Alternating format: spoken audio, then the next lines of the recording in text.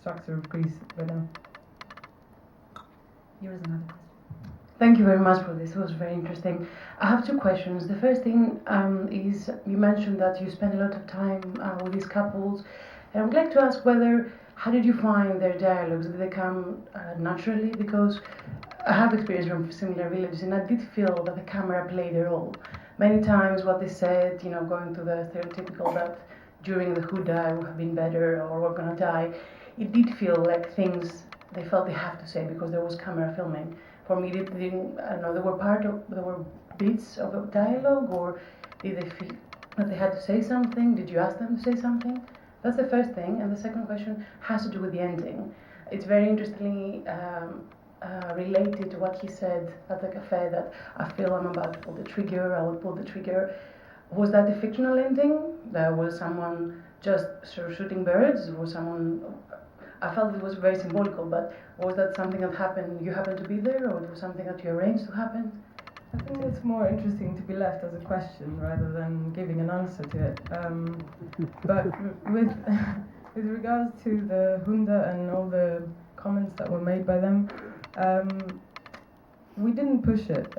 These things were said off camera. I think if you are Greek especially, you the minute you step in a house or in a cafe, these things get talked about all the time. There's nothing.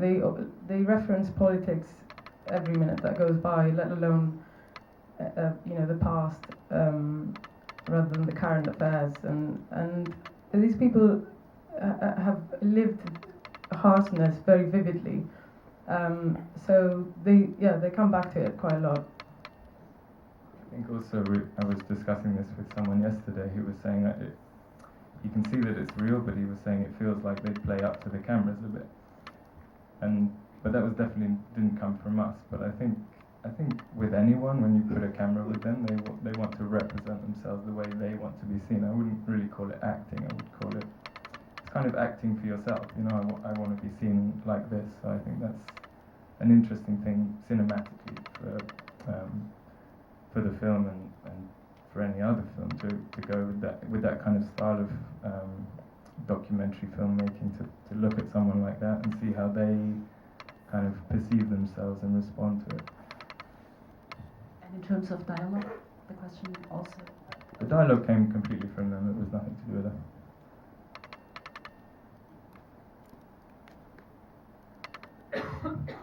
Yes, hello, thank you for this film, I really enjoyed it.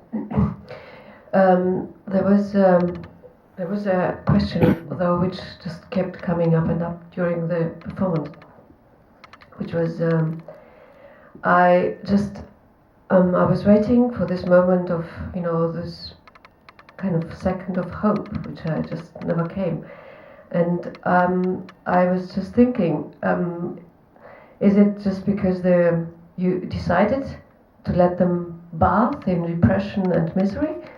I'm sure there must have been moments of hope during your filming, and you must have met people who regarding this beautiful landscape and this beautiful nature, nevertheless, despite all this hardship, kind of find some kind of hope within themselves. But I just didn't find it. There was not 1 second of it, and this just made me a little bit thinking. I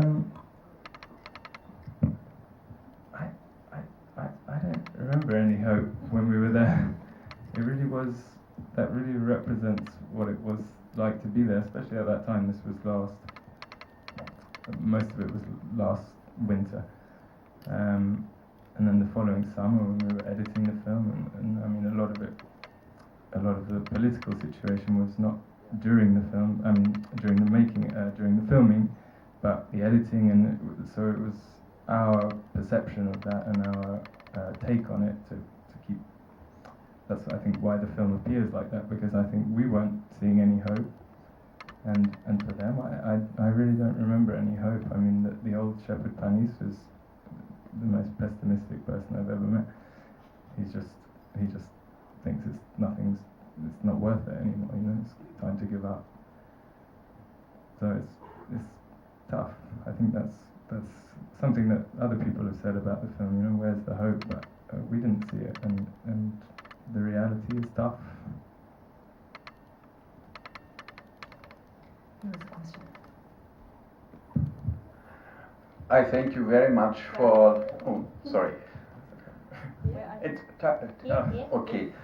I thank you very much for this wonderful film. For me, it was kind of a time trip.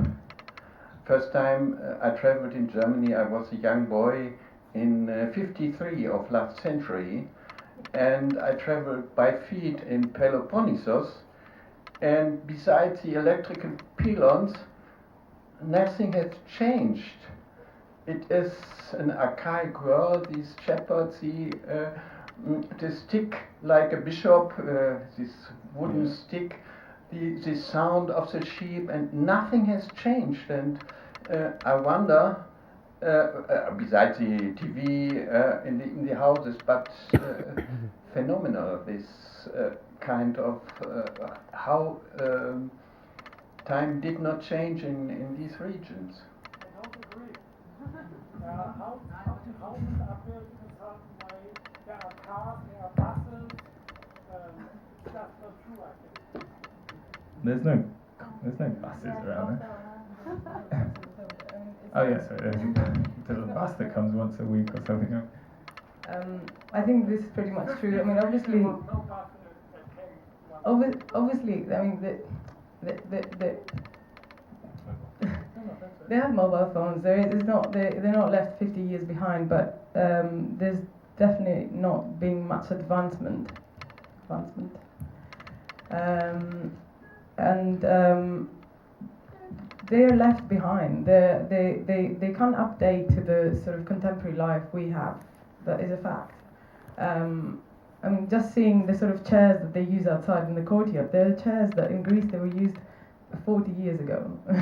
You know, that's, to me, those 3 chairs that the old woman is sitting on, it's a representation of an older Greece, and they're not going to go and buy new things. And they are happy with what they have. I think we're used to upgrading constantly. They're happy. Their problem now is that they can't actually sustain themselves. Because they cannot sell their animals, people cannot buy their animals. It's unaffordable for them to live where they are, even though for many years that's all they needed, the land around them. So we have somehow caused this, be it the politics or the way the economy is run, and we have made their world more difficult because they have never actually left the village. Pachnis, the main shepherd, went to the army when he was young, and he decided to come back and be a shepherd because he loved it. He didn't want to live in the city. So it is us who have affected the way they live.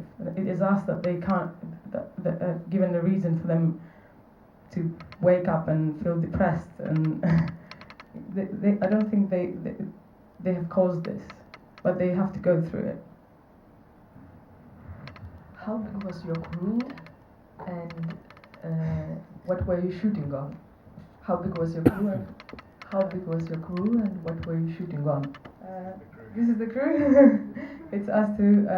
We, from the beginning to the end of the film, we did everything basically. And what was it? It was a